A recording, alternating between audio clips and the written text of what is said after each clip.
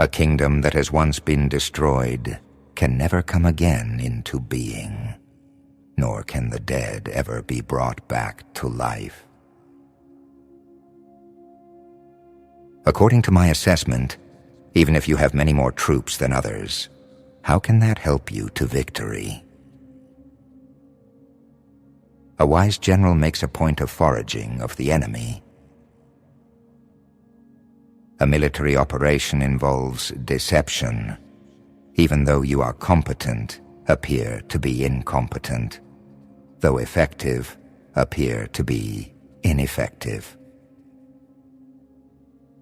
A leader leads by example, not by force.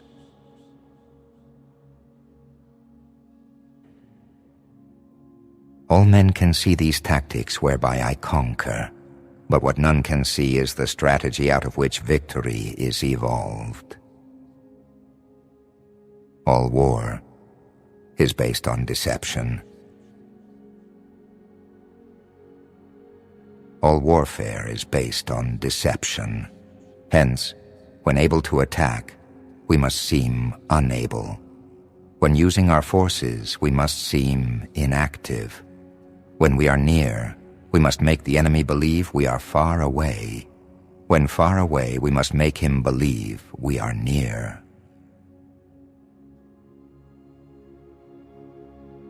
All warfare is based on deception. There is no place where espionage is not used. Offer the enemy bait to lure him.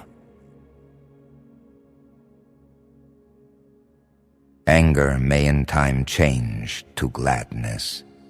Vexation may be succeeded by content. But a kingdom that has once been destroyed can never come again into being, nor can the dead ever be brought back to life.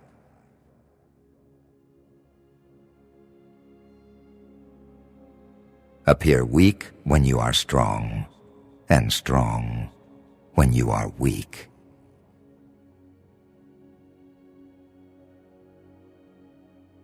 Appraise, or in terms of the fundamental factors. The first of these factors is moral influence.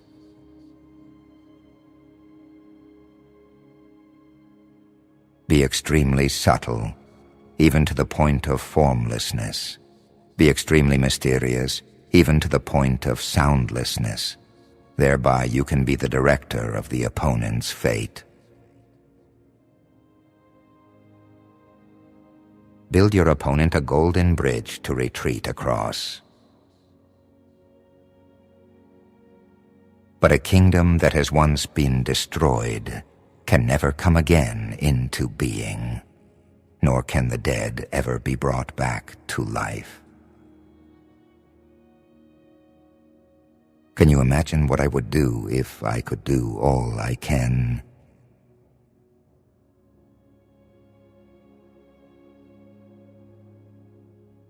Confront them with annihilation, and they will then survive. Plunge them into a deadly situation, and they will then live. When people fall into danger, they are then able to strive for victory.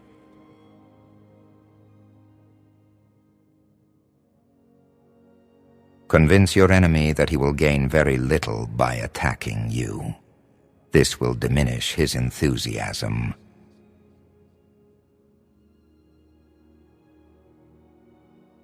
Energy may be likened to the bending of a crossbow, decision to the releasing of a trigger.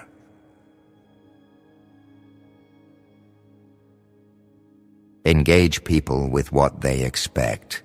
It is what they are able to discern and confirms their projections. It settles them into predictable patterns of response, occupying their minds while you wait for the extraordinary moment, that which they cannot anticipate.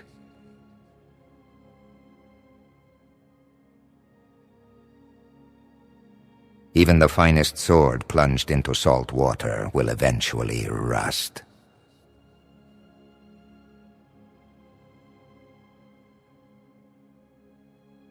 For them to perceive the advantage of defeating the enemy, they must also have their rewards.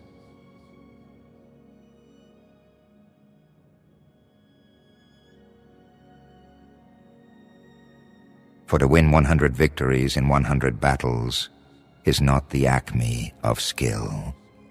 To subdue the enemy without fighting is the acme of skill. He who is prudent and lies in wait for an enemy who is not will be victorious.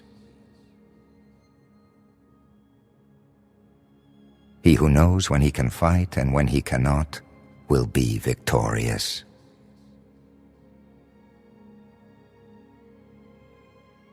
He will win who knows how to handle both superior and inferior forces.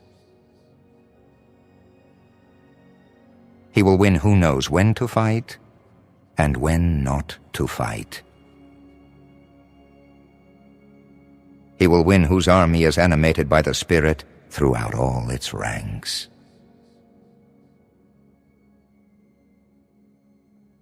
Hence that general is skillful in attack, whose opponent does not know what to defend, and he is skillful in defense whose opponent does not know what to attack.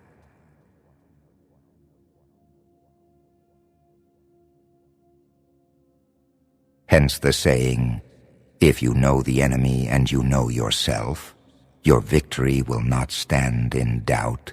If you know heaven and you know earth, you may make your victory complete. Hence to fight and conquer in all your battles is not supreme excellence. Supreme excellence consists in breaking the enemy's resistance without fighting.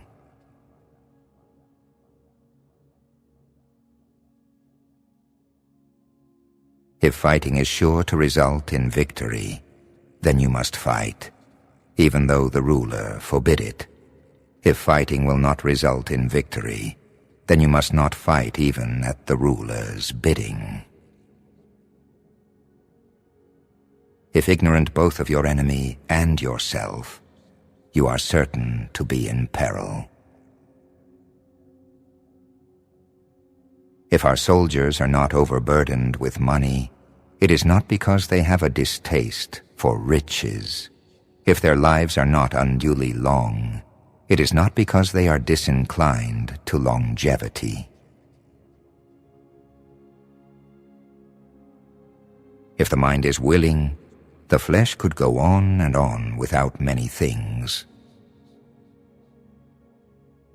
If we know that our own men are in a condition to attack, but are unaware that the enemy is not open to attack, we have gone only halfway towards victory.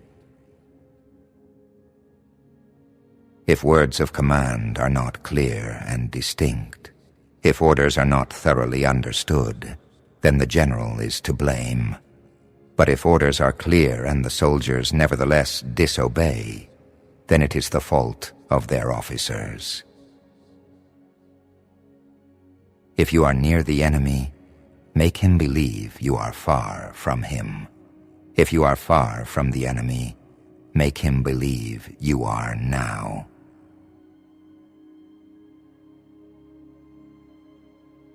If quick, I survive.